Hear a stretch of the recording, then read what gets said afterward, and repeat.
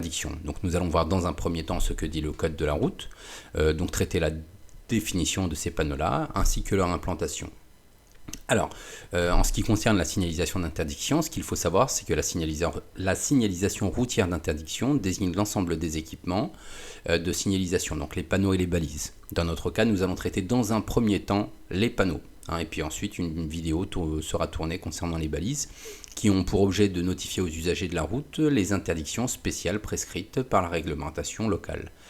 L'implantation de ces panneaux, l'interdiction prend effet à hauteur du panneau, et prend fin à la prochaine intersection, donc à l'intersection suivante. Donc nous avons plusieurs types de panneaux d'interdiction. Donc nous avons des panneaux d'interdiction de stationnement, d'accès et de vitesse, et enfin les interdictions de tournée.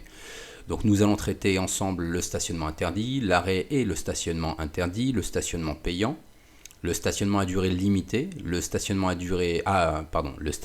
unilatéral à alternance semi-mensuelle.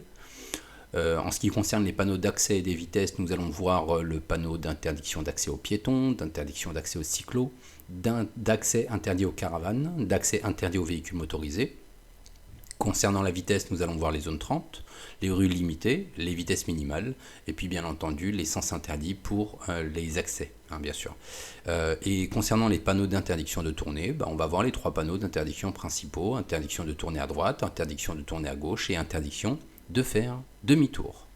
Donc nous allons commencer dans un premier temps par l'interdiction de stationner. Alors, on va traiter 5 panneaux ensemble. D'accord, donc le stationnement, l'arrêt, le stationnement, le stationnement interdit du côté du panneau du 1er au 15 du mois, la zone unilatérale à alternance semi-mensuelle et enfin la zone à durée limitée. Donc de manière générale, pour signaler une réglementation ou une interdiction de l'arrêt et simultanément du stationnement du véhicule, on utilise en France soit le panneau de signalisation codifié B6D, qui sera éventuellement complété par un panonceau pour l'arrêt réglementé, ou soit un marquage au sol spécifique. Ces prescriptions ne s'appliquent que du côté de la route sur lequel les panneaux sont placés, au-delà du signal dans le sens de la marche et jusqu'à la prochaine intersection. Donc le premier panneau, nous avons interdiction de stationner. Le second, interdiction de s'arrêter et de stationner. Donc quand vous avez le premier panneau, par exemple, vous avez le droit de vous arrêter. Lorsque vous rencontrez le deuxième panneau, l'arrêt et le stationnement, bien entendu, sont interdits. Troisième panneau, c'est un stationnement interdit du côté du panneau du 1er au 15 du mois. Quatrième panneau, zone unilatérale, alternance semi-mensuelle. Et puis enfin, le dernier panneau, vous pourrez le remarquer avec le petit dessin qu'il y a. Donc c'est une zone à durée limitée. De manière générale, lorsque vous avez votre panneau qui est encadré par un cadre, c'est une zone. On verra ça tout à l'heure, notamment lors de la limitation de vitesse, zone 30. Nous allons voir maintenant l'interdiction de tourner. Donc le panneau d'interdiction de tourner à droite, codé B2A, c'est son nom, ou à gauche, codé B2B, est en France le panneau de signalisation circulaire à fond blanc. Donc il est rond avec un fond blanc, bordé d'une couronne rouge, barré d'une flèche, d'une flèche orientée à droite ou à gauche. Il indique à l'usager de la route qu'il ne peut tourner à gauche ou à droite lors de la prochaine intersection. Donc, illustration, premier panneau, interdiction de tourner à droite. Donc il annonce d'une intersection où le conducteur ne peut pas tourner à droite. Alors, ces panneaux-là, ils sont très intéressants. Ils sont très intéressants parce que il y a ce que la signalisation annonce et puis il y a ce que l'usage prévoit. La signalisation, elle annonce justement qu'on n'a pas le droit de tourner à l'intersection. Mais quelque part, ça indique aussi la présence d'une intersection. Et si l'intersection elle est à droite, bien entendu, il va falloir que le conducteur se pose la question de la règle de circulation, la règle de priorité. Donc faites bien attention quand vous voyez ce panneau, interdiction de tourner à droite, il sera placé 50 mètres avant l'intersection, d'accord ? Donc ça vous annoncera qu'il y a une intersection.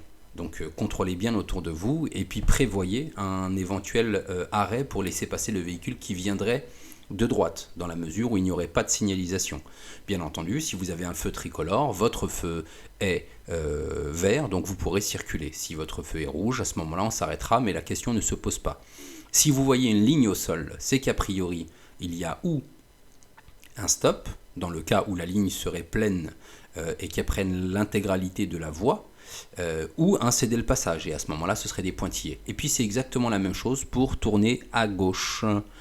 Alors, troisième panneau, interdiction de faire demi-tour. Il indique que l'usager de la route ne peut faire demi-tour sur la route suivie jusqu'à la prochaine intersection.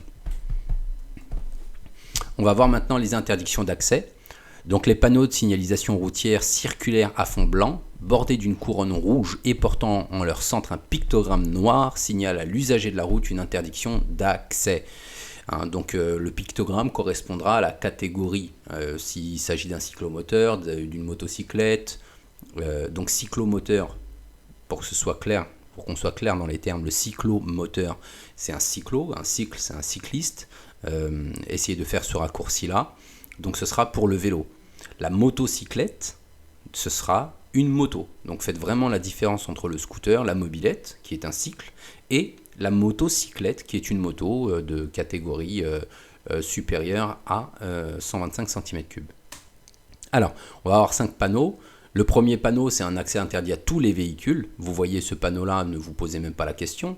Le second, c'est un sens interdit, mais ça veut aussi dire que des véhicules vont venir depuis cet axe-là. Le troisième, c'est justement ça. Vous voyez une mobilette, donc c'est un accès interdit aux cyclomoteurs et aux scooters de faible cylindrée. Le quatrième est un accès interdit aux caravanes. Et le cinquième, enfin, un accès interdit aux piétons. Donc remarquez la forme du panneau, remarquez la couleur du panneau, il est cerclé de rouge. Et puis ensuite, vous regardez le pictogramme pour définir la catégorie concernée par ce panneau-là. Nous abordons maintenant les panneaux de vitesse. Alors, dans la plupart des pays de l'Union européenne, la législation ou l'usage veulent que l'on ne dépasse pas la vitesse de 50 km/h en ville, même si cette vitesse elle peut être relevée dans des voies aménagées. Par ailleurs, différents pays se sont dotés de dispositifs de sanction automatique des excès de vitesse. Et pour information, il y a eu une convention qui a été signée, notamment entre la France et l'Espagne, qui permet à la France de verbaliser les conducteurs qui seraient en infraction en Espagne, et bien entendu de leur retirer les points correspondants. Donc les panneaux de limitation de vitesse, il y en a 3 types. Donc le premier type, c'est un panneau rond cerclé de rouge avec la mention de l'allure concernée. Donc là par exemple on voit que c'est un axe limité à 50 km/h. Ça peut être 90, ça peut être 80 sur le périphérique parisien par exemple, ça peut être 70 km/h, 90 km/h, 110 km/h ou 130 km/h. Ensuite vous allez avoir le même panneau mais en bleu, ça vous annonce que la vitesse minimale sur cet axe sera limitée à 30 km/h par exemple. Et enfin la zone 30. Alors en ce qui concerne la zone 30, c'est pareil que la zone de stationnement de tout à l'heure, ça concerne la zone, il va falloir voir ce même panneau, sauf qu'il sera cerclé de noir, il sera encadré de noir et il sera barré pour annoncer la fin de la zone 30. Alors, une petite information de contact, nous sommes arrivés au terme de notre présentation, donc vous pourrez retrouver tous nos articles et toutes nos vidéos directement depuis le blog à l'adresse suivante, drive-academy.net. Vous pouvez me contacter par email, contact@drive-academy.fr pour le coup, et puis via Skype, drive-academy. Vous pouvez nous retrouver via Facebook et via Twitter. Je vois que je viens de faire une petite erreur au niveau du positionnement des deux logos qui ont été inversés. Alors la petite illustration que vous voyez sur la gauche, c'est le format de votre futur permis de conduire, à vous qui passez le permis de conduire actuellement. Et puis toutes les personnes qui ont un ancien permis de conduire auront la possibilité de se le faire échanger dans un délai de 15 ans si mes souvenirs sont bons. Bien, et écoutez, je vous remercie de votre attention et je vous dis à bientôt sur les routes. Au revoir.